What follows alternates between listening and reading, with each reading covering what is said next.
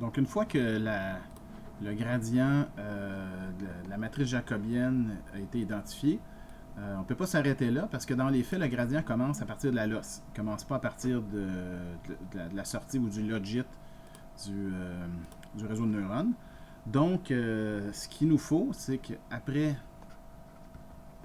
le softmax vient la losse. Et dans notre cas à nous, on va utiliser souvent c'est l'entropie croisée. Donc, l'entropie croisée. L'entropie croisée multiclasse. Multiclasse.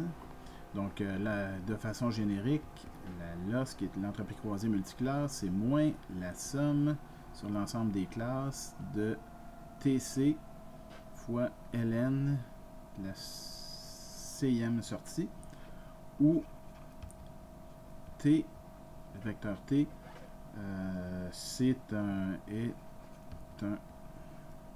one hot vector. Par exemple, dans notre cas à nous, ça pourrait être quelque chose comme ça. Donc 0, 1, 0, si la deuxième sortie, si c'est la vérité terrain. Okay? Donc si c'est la cible qu'on cherche à reproduire, par exemple. Donc puisque TC égale à 0, toujours sauf pour la cible. Donc ici, ça serait pour ça ici, là, ça serait T2 égale à 1 et T1 égale T3 égale à 0. Okay, donc, puisque c'est comme ça, la losse, c'est nécessairement égal à moins ln, moins tk fois ln la kème sortie, où tk, ça serait la cible. Donc, tk, c'est égal à 1 pour la cible, donc ça serait moins ln de yk dans ce cas-là ici. Okay, parce que la somme, c'est une somme d'éléments qui sont tous multipliés par 0, sauf 1 qui est multiplié par 1. Au fond, la losse devient ni plus ni moins ça ici. Donc, si on prend par exemple, je reprends mon exemple à 3 classes. Donc, si par exemple, la classe cible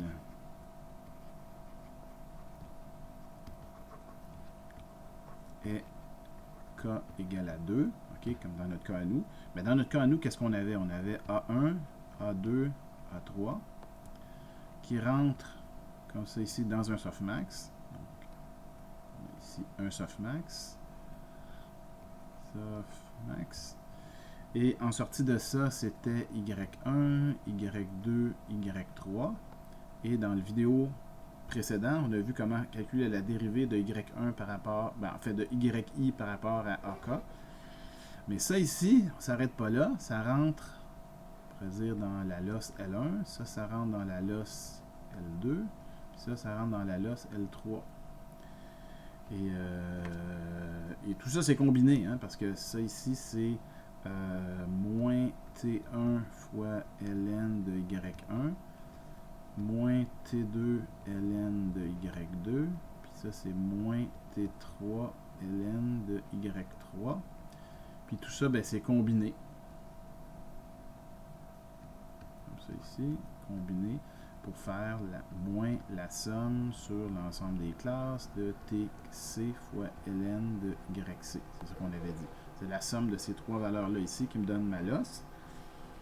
Donc, on peut se poser la question, c'est quoi le gradient de la losse? Parce que le gradient commence véritablement à partir de l'entropie croisée, enfin de notre fonction de perte. Fait que la première chose qu'il faut se poser comme question, c'est quoi? Donc, on se demande, c'est quoi la dérivée de la losse L, par rapport à YI. Donc, si on se pose la question, c'est quoi? Okay, donc, ça ici, là, c'est égal à l'os. Donc, on veut savoir c'est quoi le gradient qui va éventuellement percoler à travers Y1, Y2 et Y3. Donc, nécessairement, pour répondre à ça ici, ce qu'on va prendre, c'est la dérivée par rapport à YI de la loss. Puis la loss, c'est moins la somme sur l'ensemble des classes de TC fois ln de YC. Et ça, ben, c'est la dérivée partielle de YI fois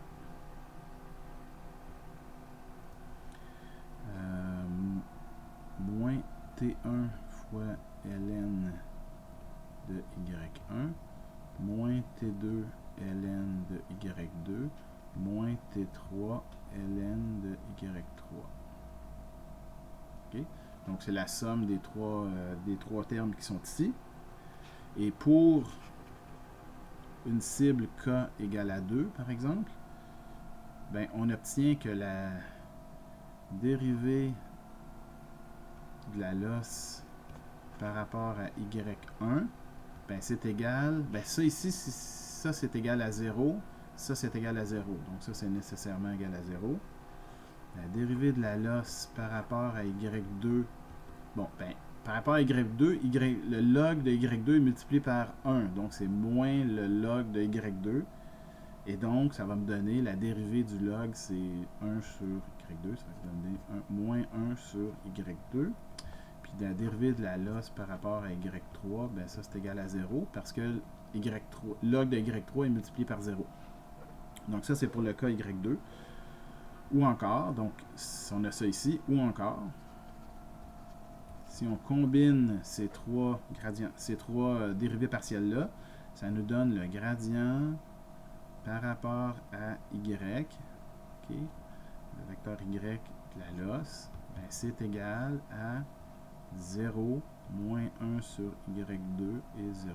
Ça serait ça ici. Okay? Mais de façon plus générique,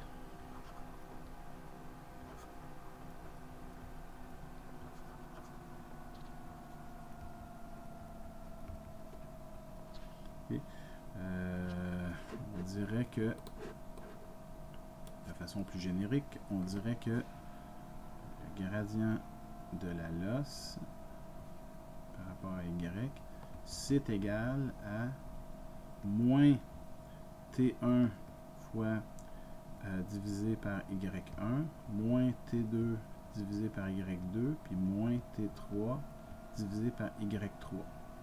Et on comprend que si T2 c'est ma cible, ben Y1 devient 0, T1 devient 0, T3 devient 0, fait qu'on retrouve le gradient qu'on avait ici en haut.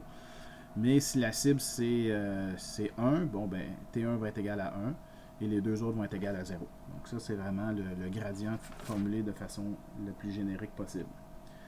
Fait que finalement, là on peut se poser la question, l'ultime question qu'on veut se poser, à savoir quelle est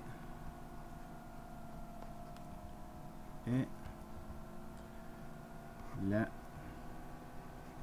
dérivée partielle. Entre parenthèses, on va faire ça avec une dérivée en chaîne. Okay. Suivante.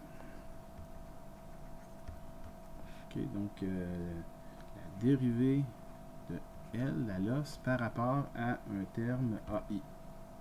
Okay. Donc, ça, on se demande c'est quoi. Ben, en fait, puisqu'on utilise une dérivée en chaîne, la dérivée de la loss, c'est ça ici pour me faire de la place. Je vais l'écrire à gauche pour me faire plus de place. Donc, dérivée de la loss par rapport à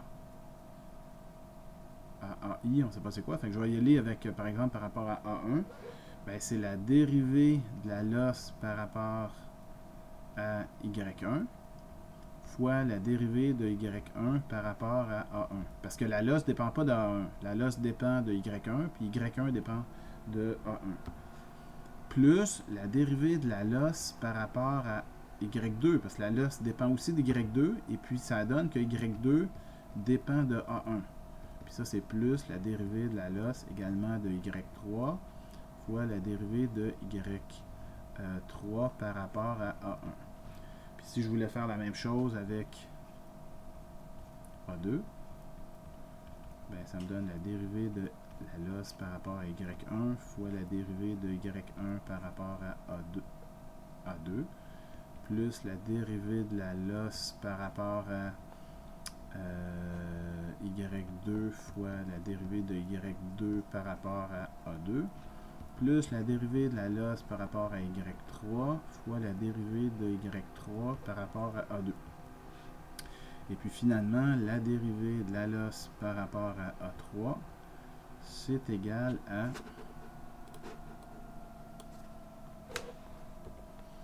la dérivée de la losse par rapport à y1 fois la dérivée de y1 par rapport à A3 plus la dérivée de la losse par rapport à y2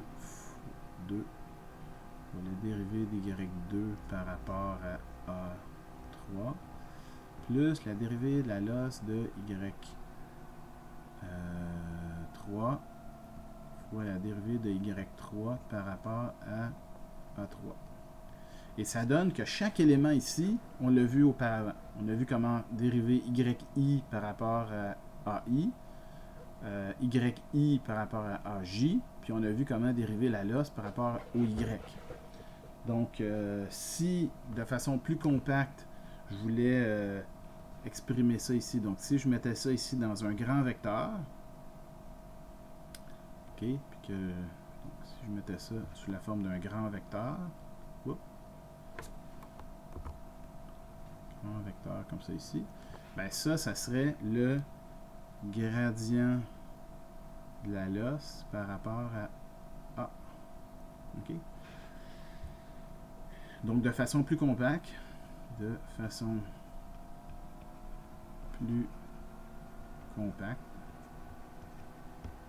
on obtient que le gradient de la losse par rapport à A, c'est égal au gradient de la losse par rapport à Y, okay, ce que j'ai calculé avant, transposé, fois ma matrice jacobienne des Y. Donc, ça ici, le gradient de la losse par rapport à Y, c'est ça. Et le gradient de ma matrice jacobienne, c'est ce que j'avais ici. C'est ma matrice jacobienne. Donc, si on multiplie ça avec cette chose-là ici, ben on obtient, donc c'est une multiplication vecteur-matrice, ça me donne le système d'équations qu'on a ici. Donc, si je continue un peu, ce que ça va me donner, ok, ça c'est égal à quoi? Ben, la transposée de ce que j'ai, c'est, je vais le réécrire ici, moins T1 sur Y1, moins T2 sur Y2, puis moins T3 sur Y3, fois ma matrice ici, qui est Y1 fois 1 moins Y1, moins Y1, Y2, moins Y1, Y3, moins Y1, Y2, Y2 fois 1 moins Y2, et Y2, moins Y2, Y3, moins Y1, Y3, moins Y2, Y3, et Y3 fois 1 moins Y3. Comme ça ici. Et si je fais une multiplication vecteur-matrice, ben, ça va me donner la chose suivante. Ça va me donner un vecteur. Le premier vecteur, c'est la somme de moins T1 fois 1 moins Y1. Ensuite, c'est T2 fois Y1. Et ça ici, ça serait plus T2 fois Y1 plus T3 fois Y1. Ici, ça serait T1 fois Y2 moins T2 fois 1 moins Y2. Et puis, là, on aurait T3 fois y2. Et puis finalement, t1, y3, t2, y3, et moins t3 fois 1 moins y3. Donc, il y a un plus ici, et un plus ici. Voilà. Et ça, de façon très surprenante, ça se résume par quelque chose qui est très simple. Y moins t. Tout simplement. N'oubliez pas, les valeurs de t ici, t1, t2, t3, ce n'est pas des valeurs quelconques, c'est juste des valeurs, les ti ont toutes 0, sauf pour la classe cible. Donc, si vous remplacez t par un one-hot vector et y par la valeur de votre sortie, ça va vous donner exactement cette représentation-là ici. Donc, pour vous en convaincre, on va prendre un exemple. Donc, par exemple, si on a t qui est égal à one-hot vector qui est égal à 0, 1, 0. Puis mettons que y1 c'est égal à 0.1, y2 c'est égal à 0.5 et y3 c'est égal à 0.4. Ben, si le gradient de la losse par rapport à y, j'avais dit que c'était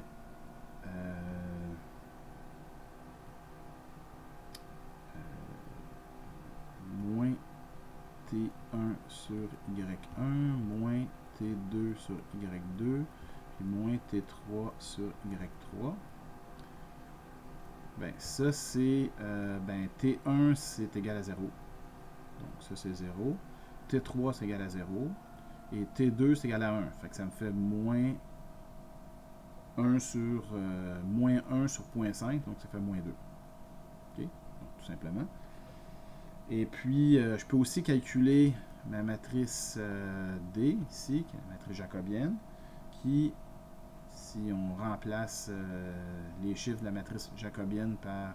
En fait, si on prend les trois chiffres qu'il y a ici, puis qu'on les branche dans la matrice que voici, ça nous donne, si je n'ai pas fait d'erreur de calcul, 0.09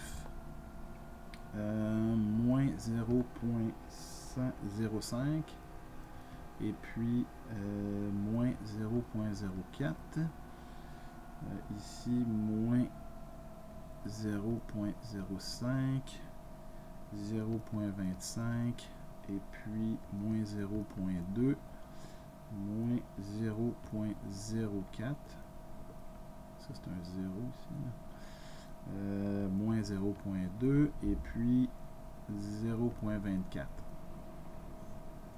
Ben, si je veux calculer le gradient par rapport à A de ma losse, ben, j'ai juste à multiplier le vecteur ici, transposé, fois la matrice qui est là. Puis ça, ce que ça me donne, faites une multiplication ligne-colonne, ça va vous donner